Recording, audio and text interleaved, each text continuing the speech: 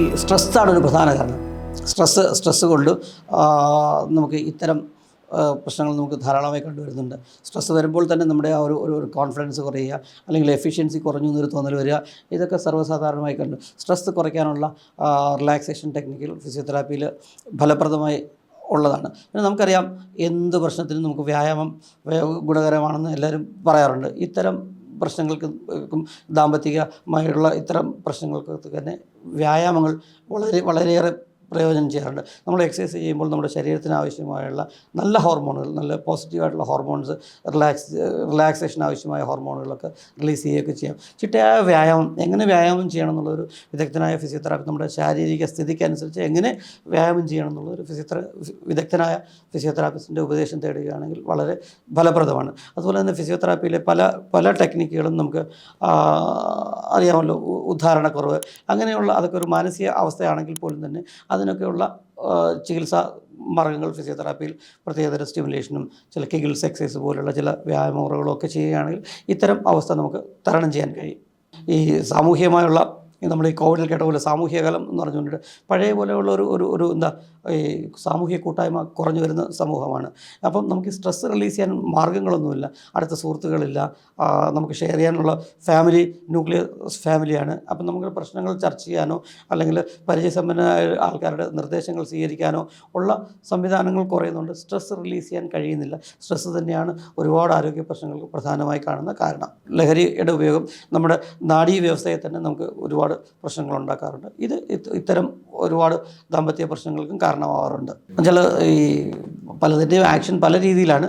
ഞാൻ ആധികാരികമായിട്ടത് പറയാൻ ആളല്ല, എങ്കിലും ഈ ലഹരി ഉപയോഗം നമുക്ക് ഒരു ഉത്തേജനം വരുന്നെങ്കിൽ തന്നെയും ഈ നിരന്തരമായ ഇതുപയോഗം നമുക്കതിൻ്റെ പ്രവർത്തനക്ഷമത കുറയ്ക്കുക തന്നെയാണ് ചെയ്യുക. എല്ലാ നാഡീവ്യവസ്ഥയുടെയും പ്രവർത്തനക്ഷമത കുറയ്ക്കുക തന്നെയാണ് ചെയ്യാറുള്ളത്.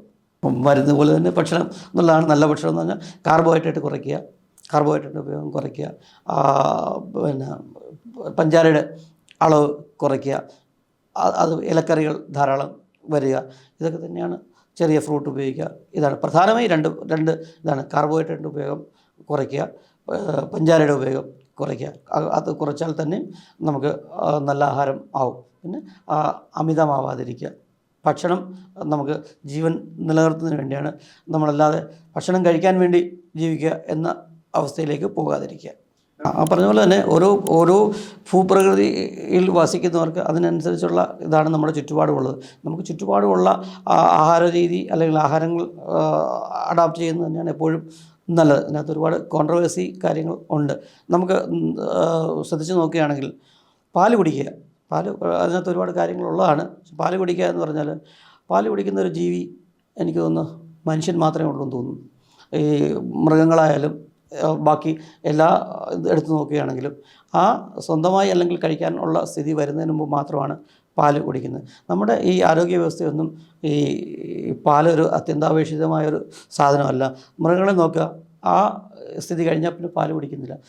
ഈ ഒരു പരിധി അല്ലെങ്കിൽ ഒരു ഏജ് കഴിഞ്ഞാലും പാല് കുടിക്കുന്ന ഒരേ ഒരു ജീവി മനുഷ്യൻ മാത്രമാണ്.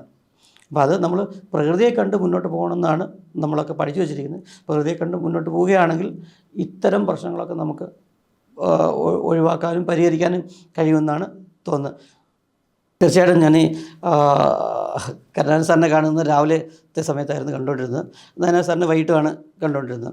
ഇപ്പം ഈ നിരന്തരമായി ഇവരെ കണ്ടുകൊണ്ടിരുന്നപ്പോൾ ഇവർ തമ്മിലുള്ള സൗഹൃദത്തിൻ്റെ ആഴം എനിക്ക് നല്ലപോലെ മനസ്സിലാക്കാൻ കഴിഞ്ഞിട്ടുണ്ട്. രണ്ടുപേരും രണ്ട് രീതിയാണ്. നായനാർ സാറ് ആരോഗ്യത്തെപ്പറ്റി അങ്ങനെ അമിതമായ ഉത്കണ്ഠയോ അമിതമായ അങ്ങനെ ചിട്ടകളോ പാലിക്കാത്ത ഒരാളായിരുന്നു. അതേസമയം കരുണാകരൻ സാർ അങ്ങനെ ആയിരുന്നില്ല.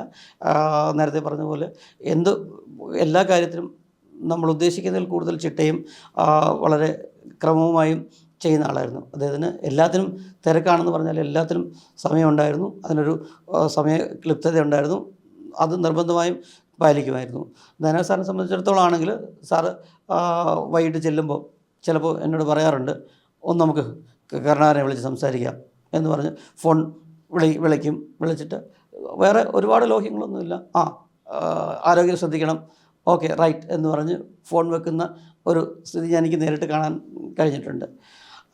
രണ്ടുപേരും വളരെ സൗഹൃദത്തോടെ ഇടപെടുന്ന ആൾക്കാരായിരുന്നു.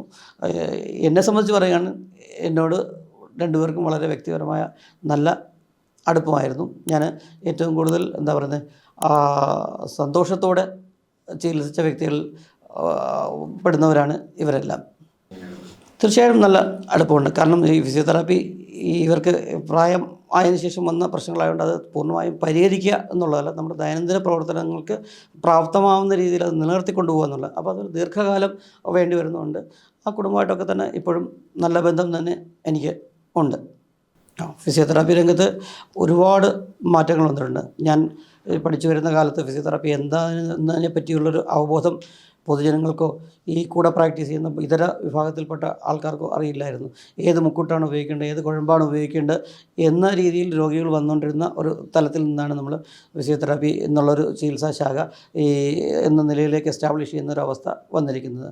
അപ്പം മുമ്പ് പറയുകയാണെങ്കിൽ വെച്ചാൽ ഏത് രോഗത്തിന് ഫിസിയോതെറാപ്പി ചെയ്യണമെന്നോ ആരെ കാണണമെന്നോ ഒന്നും ഡോക്ടർമാർക്കും അറിയില്ല, പൊതുജനങ്ങൾക്കും അറിയില്ല. ഇപ്പോൾ അറിയാം, നടുവേദന വന്നാൽ ഫിസിയോതെറാപ്പിസ്റ്റിനെ കാണണം, ഫിസിയോതെറാപ്പിസ്റ്റിൻ്റെ മേഖല എന്തൊക്കെയാണെന്നുള്ളത് പറ്റി സമൂഹത്തിനും ഇതര വിഭാഗത്തിൽപ്പെട്ട ചികിത്സകർക്കൊക്കെ നല്ല ധാരണയുണ്ട്. ഈ 10-30 വർഷം മുമ്പ് ഈ ചികിത്സാ വിഭാഗം ചികിത്സയിലേക്ക് മുന്നേറി വരുന്ന സമയത്ത് ഇത് എന്താണെന്നുള്ളതിനെ പറ്റി ആർക്കും ഒരു ധാരണ ഉണ്ടായിരുന്നില്ല. അന്ന് മാത്രമല്ല, ഇതിന് പഠിക്കാനുള്ള സ്ഥലങ്ങളും വളരെ കുറവാണ്. ഇന്ന് കേരളത്തിൽ ഏകദേശം 20ഓളം ഫിസിയോതെറാപ്പി അംഗീകൃത ഫിസിയോതെറാപ്പി കോളേജുകളുണ്ട്. ആ കോളേജുകളിൽ നിന്ന് ഏകദേശം 1000ഓളം ഫിസിയോതെറാപ്പിസ്റ്റുകൾ ഓരോ വർഷവും വരുന്നുണ്ട്. ഇതിന് ഇപ്പോൾ സ്പെഷ്യാലിറ്റികൾ അടിസ്ഥാന യോഗ്യത ബാച്ചിലർ ഇൻ ഫിസിയോതെറാപ്പി, 4 വർഷത്തെ ബാച്ചിലർ ഇൻ ഫിസിയോതെറാപ്പി എന്നുള്ളതാണ്. 10ഓളം speciality, neuro, ortho, musculoskeletal, gynaecology, sports, geriatric, അങ്ങനെ 10ഓളം മേഖലയിൽ മാസ്റ്റേഴ്സ് ബിരുദവും PhD ഇപ്പോൾ നിലവിലുണ്ട്. ഇനി ഫിസിയോതെറാപ്പി പ്രാക്ടീസിനെ സംബന്ധിച്ച് പറയുകയാണെങ്കിൽ, മുമ്പ് ഫിസിയോതെറാപ്പിസ്റ്റ് ആർക്കും പ്രാക്ടീസ് ചെയ്യാം എന്നുള്ള ഒരവസ്ഥയായിരുന്നു. ഫിസിയോതെറാപ്പിക്ക് ഒരു പ്രാക്ടീഷണർക്ക് ഒരു രജിസ്ട്രേഷനോ അല്ലെങ്കിൽ ഒരു നിയന്ത്രണത്തിനുള്ള ഒരു സംവിധാനങ്ങളോ ഒന്നും ഉണ്ടായില്ല. 2022 കേന്ദ്ര ഗവൺമെൻറ് പാസ്സാക്കിയ national commission for allied and health care professional നിയമപ്രകാരം ദേശീയ തലത്തിൽ തന്നെ ഒരു ഫിസിയോതെറാപ്പിക്ക് അല്ലെങ്കിൽ allied health care professional council രൂപീകൃതമാവുകയും അതിനോടനുബന്ധിച്ച് തന്നെ കേരളത്തിലും Kerala state allied and health care professional council രൂപീകരിക്കുകയും ചെയ്തിട്ടുണ്ട്. അതുകൊണ്ട് തന്നെ ഫിസിയോതെറാപ്പി എന്ന് പറയുന്നത് ഒരു രജിസ്റ്റേർഡ് പ്രാക്ടീസായി മാറിയിട്ടുണ്ട്. നമുക്കറിയാം, മരുന്ന് ചികിത്സ നടത്തണമെങ്കിൽ രജിസ്റ്റേർഡ് മെഡിക്കൽ പ്രാക്ടീഷണർ ആവണം. അതുപോലെ ഇപ്പോൾ ഇന്ത്യയിൽ ഫിസിയോതെറാപ്പി പ്രാക്ടീസ് ചെയ്യണമെങ്കിൽ അതിന് രജിസ്ട്രേഷൻ ആവശ്യമാണ്. ഫിസിയോതെറാപ്പി പ്രാക്ടീസ് ഒരു രജിസ്റ്റേർഡ് പ്രാക്ടീസ് ആയിട്ടുണ്ട്. അതിനുള്ള അടിസ്ഥാന യോഗ്യത 4 വർഷത്തെ ഫിസിയോതെറാപ്പി ബിരുദവുമാണ്. ഇതില്ലാതെ ഇന്ത്യയിൽ ഫിസിയോതെറാപ്പി പ്രാക്ടീസ് ചെയ്യാൻ കഴിയില്ല എന്നുള്ള അവസ്ഥ വന്നിട്ടുണ്ട്. അതുകൊണ്ട് തന്നെ ഈ മേഖലയിലുള്ള വ്യാജ പ്രാക്ടീസുകൾ തടയുന്നതിനും ഒക്കെ ഉള്ള സംവിധാനം ഇപ്പോൾ നിലവിലുണ്ട്. വളരെയേറെ സാധ്യതകളാണ്. എനിക്ക് തോന്നുന്നു അമേരിക്കയിൽ ഒരു സ്റ്റാറ്റസ് എടുക്കുകയാണെങ്കിൽ ഏണിങ്സിൻ്റെ ഇത് എടുത്തു നോക്കുകയാണെങ്കിൽ ഫിസിയോതെറാപ്പിസ്റ്റിന് 2nd പ്ലേസോ 3rd പ്ലേസോ ഉണ്ടെന്നാണ്. കമ്പ്യൂട്ടർ പ്രൊഫഷണൽസിനാണ് ഏറ്റവും കൂടുതൽ സാധ്യത അവിടെ ഉണ്ടായിരുന്നത്. അത് കഴിഞ്ഞാൽ പിന്നെ ഏറ്റവും കൂടുതൽ എന്താ പറയുന്നത്, ഏണിങ്സിൻ്റെ നോക്കുകയാണെങ്കിൽ അല്ലെങ്കിൽ ജോലി സാധ്യത കൂടുതലുള്ളത് ഫിസിയോതെറാപ്പിസ്റ്റിനാണ്. ഇപ്പോൾ എല്ലായിടത്തും കുറച്ചൊക്കെ ആൾക്കാരായി എങ്കിൽ തന്നെയും ഇതിൻ്റെ മേഖല വർദ്ധിച്ചുകൊണ്ടിരിക്കുന്നുണ്ട്. എല്ലാ വിഭാഗത്തിലും മേഖല വർദ്ധിച്ചുകൊണ്ടിരിക്കുന്നുണ്ട്. കാരണം നമുക്ക് ദൈനംദിന ജീവിതത്തിൽ നമുക്ക് ഒഴിച്ചുകൂടാനാവാത്ത ഒരു ഇതാണ് ഫിസിയോതെറാപ്പിയുടെ സഹായം. അതുകൊണ്ട് തന്നെ ഇതിൻ്റെ സാധ്യത വളരെ കൂടുതലാണ്. ഇപ്പോൾ അത് മൈഗ്രേഷനുള്ള അവസ്ഥ, ഈ ഇന്ത്യയിൽ നിന്ന് വിദേശ രാജ്യങ്ങളിലേക്ക് പോകുന്ന ഫിസിയോതെറാപ്പിസ്റ്റുകളുടെ എണ്ണം വളരെയേറെയാണ്. അവരൊക്കെ തന്നെ നല്ല രീതിയിലുള്ള ജോലിയുടെ നിലവാരവും അല്ലെങ്കിൽ സാമൂഹ്യ നിലവാരവും പുലർത്തി മുന്നോട്ട് പോകാൻ അവർക്ക് കഴിയുന്നുണ്ട്. ഞാനിപ്പോൾ പറഞ്ഞു, നമ്മുടെ 20 കോളേജിൽ നിന്നായിട്ട് കേരളത്തിൽ 1000 പേര് വരുന്നു. ഇത് കൂടാതെ നമ്മുടെ മലയാളി കുട്ടികൾ തമിഴ്നാട്ടിലും കർണാടകയിലും ഒക്കെ പഠിച്ചു വരുന്നുണ്ട്. അതും ഒരു 10-500 പേരിൽ കൂടെ ഓരോ വർഷവും കേരളത്തിൽ തൊഴിൽ നേടിയെത്തുന്നുണ്ട്. ഇത് തൊഴിലിന് പ്രധാനമായും നമ്മൾ സ്വകാര്യ മേഖലയാണ് ആശ്രയിക്കുന്നത്. പ്രൈവറ്റ് ഹോസ്പിറ്റൽ അല്ലെങ്കിൽ സ്വന്തമായ രീതിയിൽ ക്ലിനിക്ക് പ്രാക്ടീസ് എന്നുള്ളതാണ്. നമുക്ക് ഒരു നിർഭാഗ്യം എന്ന് പറയാൻ, നമ്മുടെ ഗവൺമെൻറ് മെഡിക്കൽ കോളേജുകളിലൊന്നും ഈ ഫിസിയോതെറാപ്പി കോഴ്സുകൾ ഇല്ല.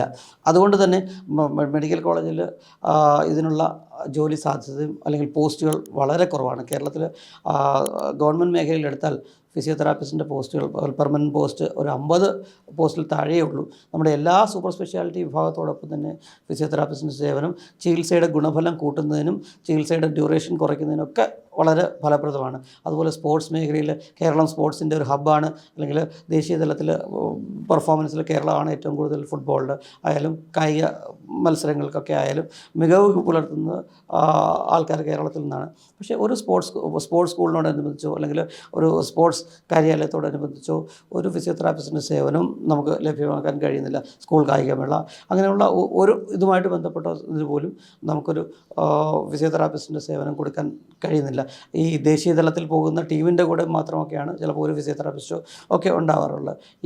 ഇത്തരം കായിക മേഖലയിൽ ഉള്ള പെർഫോം ചെയ്യുന്നവർക്കൊക്കെ ഒരു ഫിസിയോതെറാപ്പിസ്റ്റിൻ്റെ സേവനം കൊടുക്കുകയാണെങ്കിൽ അവർക്ക് പരിക്കുണ്ടാവാതിരിക്കുന്നതിനും അവർക്ക് ശരിയായ രീതിയിൽ പെർഫോം ചെയ്യുന്നതിനും നമ്മുടെ ഇപ്പോൾ പെർഫോം ചെയ്യുന്നതിൻ്റെ ഒരു വളരെ 10 മടങ്ങ് പെർഫോം ചെയ്യാൻ കഴിയുന്ന ഒരവസ്ഥ വരാൻ സാധ്യതയുണ്ട്. ഇത് പല പ്രാവശ്യം നമുക്ക് ഗവൺമെൻറ് ശ്രദ്ധയിൽപ്പെടുത്തിയിട്ടുണ്ട്. ഇപ്പോൾ നമുക്കൊരു നിയന്ത്രണ ബോഡിയായ കൗൺസിൽ ഉള്ളതുകൊണ്ട് ഈ വ്യവസ്ഥയ്ക്കൊക്കെ വ്യത്യാസം വരും എന്നാണ് ഞാൻ വിചാരിക്കുന്നത്. ഇതൊരു പ്രസക്തമായ ചോദ്യം തന്നെയാണ്. കാരണം ഞാൻ പറഞ്ഞു ഫിസിയോതെറാപ്പിസ്റ്റിൻ്റെ സേവനം അപര്യാപ്തമാണെന്നുള്ളത് ഗവൺമെൻറ് മേഖലയിൽ പ്രത്യേകിച്ചും അപര്യാപ്തമാണ്. കാരണം ഇതൊരു മുമ്പ് ഈ പ്രൊഫഷൻ ഒരു നാഥനില്ല കളരി പോലെയായിരുന്നു. ഇതേപ്പറ്റി ചോദിക്കാനോ അല്ലെങ്കിൽ ഒന്നും വ്യവസ്ഥാപിതമായിരുന്നില്ല. കാരണം ഈ ഫിസിയോതെറാപ്പിയെ പറ്റിയുള്ള അഭിപ്രായങ്ങളൊക്കെ ചോദിക്കേണ്ടിയിരുന്നത് മെഡിക്കൽ പ്രാക്ടീഷണേഴ്സിന് അടുത്തായിരുന്നു ചോദിക്കേണ്ടിയിരുന്നത്. ഗവൺമെൻറ്റിൽ നമ്മളൊരു റെപ്രസെൻറ്റേഷനുമായിട്ട് പോവുകയാണെങ്കിൽ ഫിസിയോതെറാപ്പിസ്റ്റിൻ്റെ കോളേജില്ല, ഫിസിയോതെറാപ്പിസ്റ്റിൻ്റെ പോസ്റ്റ് നിലവിലില്ല, അവിടെയൊക്കെ സർവീസ് കൊടുക്കേണ്ടതുണ്ട് എന്നതിനെ പറ്റി നമ്മളൊരു റെപ്രസെൻറ്റേഷൻ പോവുകയാണെങ്കിൽ ഇത് തിരിച്ചു വരുന്നത് മെഡിക്കൽ പ്രാക്ടീഷണേഴ്സിൻ്റെ അടുത്താണ്. അവർക്ക് ഈ ഫിസിയോതെറാപ്പിയുടെ പ്രാധാന്യത്തെ പറ്റിയോ അല്ലെങ്കിൽ അതിൻ്റെ ഫലപ്രാപ്തിയെ പറ്റിയോ അല്ലെങ്കിൽ എത്രത്തോളം ഫലപ്രദമാകുന്നതിനെ പറ്റിയുള്ള ധാരണ മുമ്പ് കുറവായിരുന്നു. അപ്പം ഏത് മേഖലയിലായാലും അതാത് മേഖലയിലുള്ള പ്രശ്നങ്ങൾ പരിഹരിക്കുന്നതിനുള്ള ഒരു സംവിധാനം ഉണ്ടെങ്കിൽ മാത്രമേ അത് മുന്നോട്ട് പോവുകയോ ശ്രദ്ധയിൽപ്പെടുകയോ ചെയ്യുള്ളൂ. നമ്മുടെ ഇപ്പോൾ സ്റ്റേറ്റിൽ allied and health care professional council വന്നതോടുകൂടി ഈ വിഷയം പരിഗണിക്കപ്പെടുകയും ഇത് പരിഹരിക്കപ്പെടുകയും സ്വകാര്യ മേഖലയിലെ പോലെ തന്നെ സർക്കാർ മേഖലയിലും ഫിസിയോതെറാപ്പിസ്റ്റിൻ്റെ സേവനം പൂർണ്ണമായും ലഭ്യമാകുന്ന അവസ്ഥ ഉണ്ടാവും എന്നാണ് മനസ്സിലാക്കുന്നത്.